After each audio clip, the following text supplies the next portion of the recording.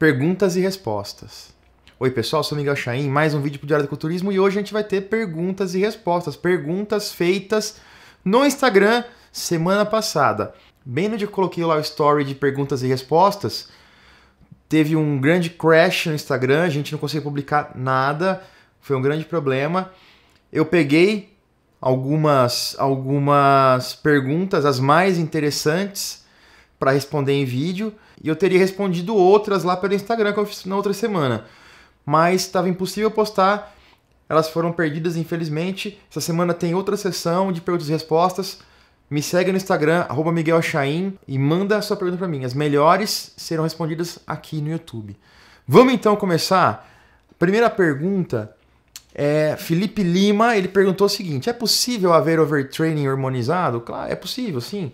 O overtraining é um conjunto onde a gente treina e gera muito mais fadiga do que consegue recuperar. Basicamente é isso.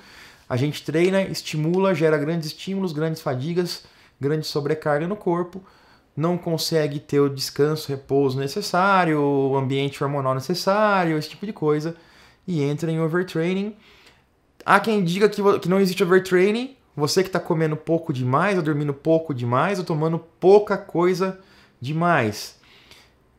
Até certo ponto é verdade, porque se muita gente não tem o descanso ideal, não tem a alimentação ideal, às vezes tem gente que treina natural e tem níveis de hormônios que estão abaixo do normal também, enfim. É preciso que descanso, alimentação e níveis hormonais estejam alinhados para que a gente tenha uma grande recuperação. Estando tudo isso alinhado, você consegue treinar com mais volume, treinar com mais intensidade e ainda assim se recuperar e ter resultados. Só que esse não é um loop infinito. Considerando que está tudo já otimizado, dieta, descanso, tá tomando, o cara que escolheu tomando boas doses, ele ainda assim vai ter um limite. É maior do que um cara natural, é óbvio, mas ele vai ter um volume recuperável maior do que o cara que não, mas ainda assim existe um volume. Caso contrário, todo mundo poderia treinar 4, 5, 6 horas por dia, os prós estariam fazendo isso e estariam se recuperando e crescendo muito mais, não é o caso. Próxima pergunta: não seria benéfico o Mr. Olympia ser feito em vários países? Foi o Nunita01. Tem a parte boa, tem a parte ruim de Olympia ser realizado em vários países. A parte boa é que outros países poderiam conhecer o Mr. Olympia, poderiam sediar o Mr. Olympia, os atletas estariam lá, teria-se mais acesso. E isso era feito até o começo dos anos 90, em algumas ocasiões, e em outros países. Acontece que fica complicado a questão de organização. O Olympia de 92 foi feito na Finlândia, e foi feito num ginásio que tinha um rink de patinação, e teve uma partida de hóquei no gelo, alguma coisa assim, logo antes das finais do Mr. Olympia.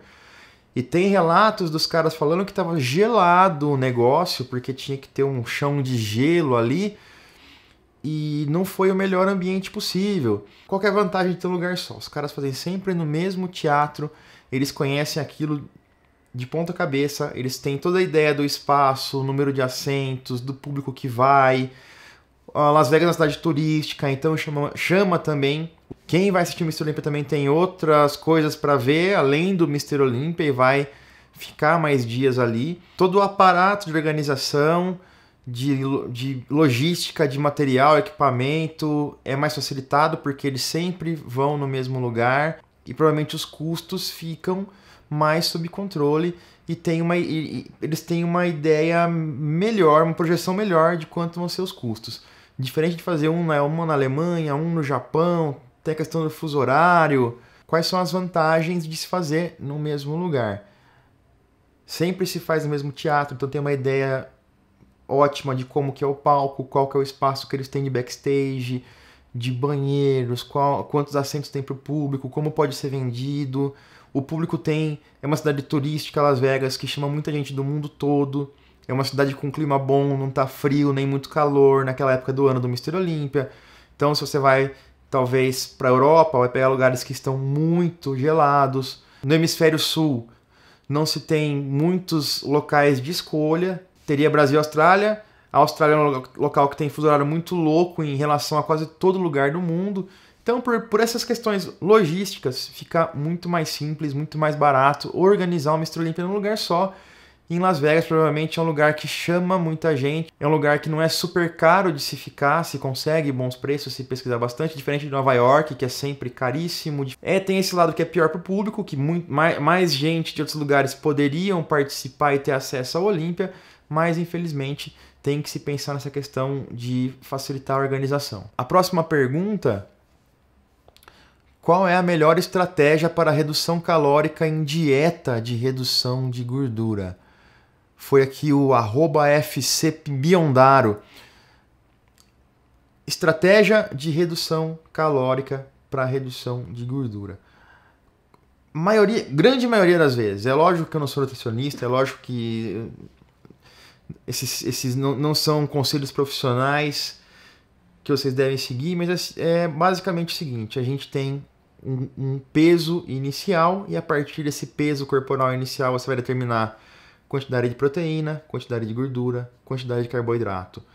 Durante a grande parte da dieta, proteína e gordura fica basicamente o mesmo, oscilando algumas vezes em alguns detalhes, e o que oscila o resto do tempo é o carboidrato, para cima ou para baixo.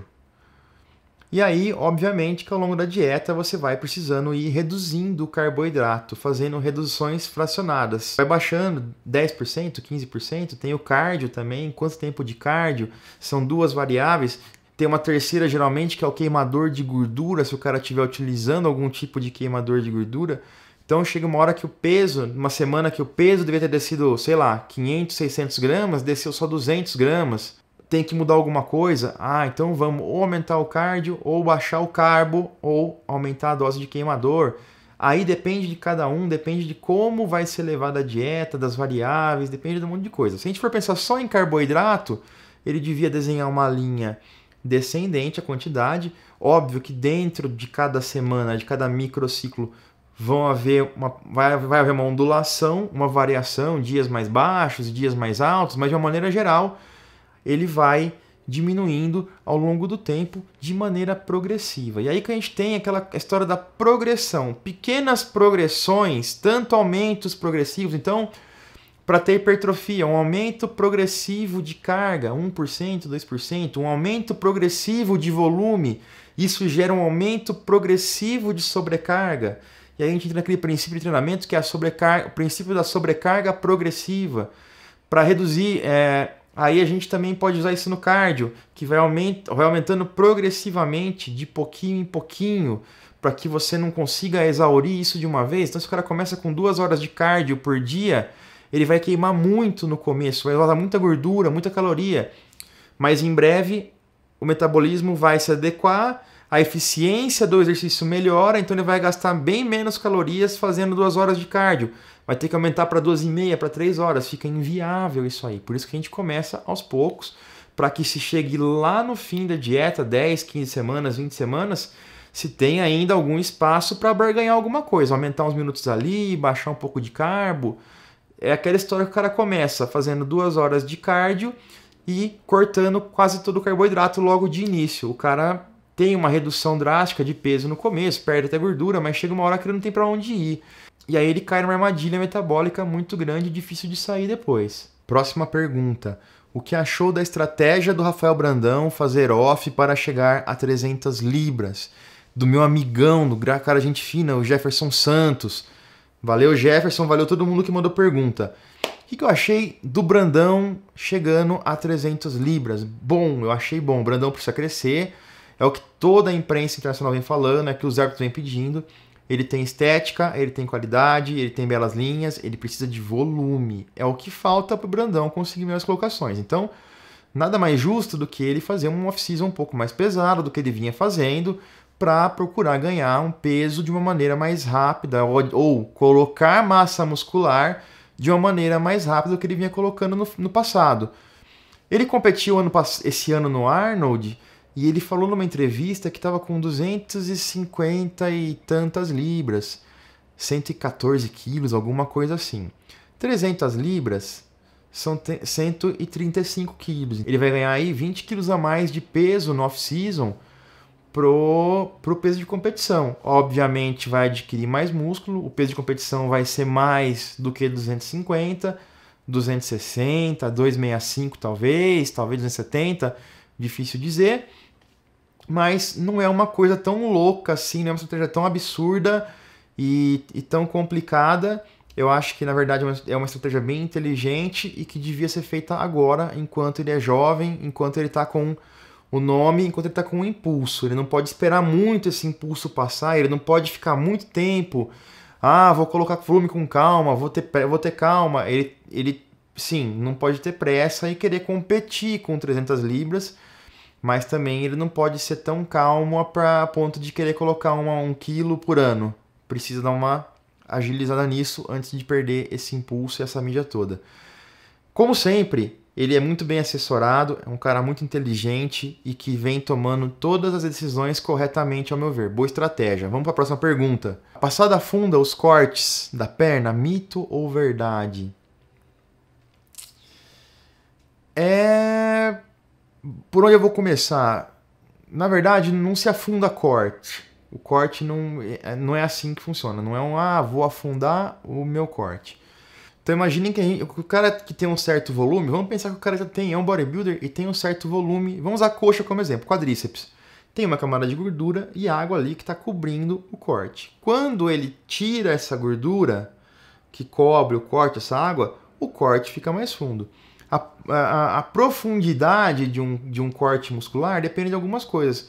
Da espessura da face. Então a face mais espessa vai fazer com que o corte fique menos profundo, da qualidade muscular, de como esse músculo cresceu. Muitas vezes o cara precisa fazer as fibras mais superficiais do músculo crescerem. Então não é que o corte afundou. Não é como você estivesse talhando ou cavando aquele músculo para afundar um corte. O cara está desenvolvendo as fibras mais superficiais do músculo para fazer o morrinho crescer. Então eu não estou cavando, eu estou fazendo o resto do músculo em volta crescer. Consequentemente, o corte fica mais fundo. Essa é uma grande confusão que faz, né? Afundar corte, na verdade, é uma maneira de usar o termo que não é a melhor maneira possível. Basicamente é isso. E aí, exercícios isolados, tempos sob tensão, tem várias técnicas que a gente vai usar que vai fazer com que as fibras mais superficiais sejam trabalhadas. Séries um pouco mais longas, tempos de intervalo mais curtos, contração de pico, tudo isso aí ajuda. A última pergunta de hoje é a seguinte: como isolar melhor os deltoides fazendo elevações laterais? É uma excelente pergunta. A gente pode, na verdade, quando a gente faz elevação lateral, a gente quer pegar a cabeça medial do deltoide. O deltoide tem 3 partes: a parte anterior, cabeça medial, cabeça posterior. A cabeça medial é uma das responsáveis por dar aquele aspecto arredondado no nosso ombro, no nosso deltoide, e é um dos exercícios mais mal executados que se tem notícia. Vou ficar de lado, não sei se vai dar para conseguir mostrar muito bem na câmera. Geralmente as pessoas fazem o movimento deixando o braço lá na frente e fazendo isso. Então ele levanta o braço e faz meio que uma rotação externa no final. Fazendo isso, termina assim. Então, olhando de frente, o cara tá fazendo isso aqui, ó. Tô sem espaço aqui, né? Aí. Fazendo isso, a gente põe muito mais foco no deltoide anterior, um pouco mais de foco no trapézio e muito foco no supraespinhoso para terminar de rodar o braço. Não se isola muito bem o deltoide lateral. Então, ao invés da gente fazer esse movimento desse jeito, se faz desse jeito. Olhando de frente é quase a mesma coisa. Olhando de lado é totalmente outro movimento. Dessa maneira a gente consegue isolar o deltoide medial melhor. Quando a gente está fazendo elevação lateral, é muito bom que fique tudo no final, tudo na mesma linha. O ombro, o cotovelo e a mão. A mão não está aparecendo aqui, que a câmera não está pegando, mas ela não está assim. Ela está assim. E quando a gente chega aqui no final, se eu pensar no final em continuar fazendo força para cima, para fazer isso, o meu trapézio vai entrar muito. Porque quando eu estou aqui, o deltoide está super encurtado, já com pouca capacidade de gerar tensão. A gente tem uma alavanca desfavorável, porque isso aqui é o braço de força e isso tudo aqui é o braço de resistência. Então é desfavorável para o deltoide fazer força. Ele tem uma arquitetura de fibras que propicia, é um músculo penado, ele propicia que o mesmo tanto de músculo gere muito mais tensão do que o mesmo tanto do bíceps, por exemplo, pela estrutura, pela maneira que as fibras estão direcionadas, mas mesmo assim é muito complicado. Então quando chegou aqui, o trapézio vai querer ajudar. O trapézio sempre ajuda, na verdade, a gente nunca faz só o deltoide, nunca deveria fazer, pelo menos. Pode gerar um problema, até um desbalanço de força no ombro. Mas quando chega aqui, muitas vezes ele não está mais conseguindo contrair, a gente está tentando erguer o peso e quem levanta é o trapézio. O cara faz até assim. Quando chegou nesse ponto do movimento, qual que é a dica? Faz força para lá. Então eu estou aqui, tenta empurrar a parede, como se fosse quase esticar o braço.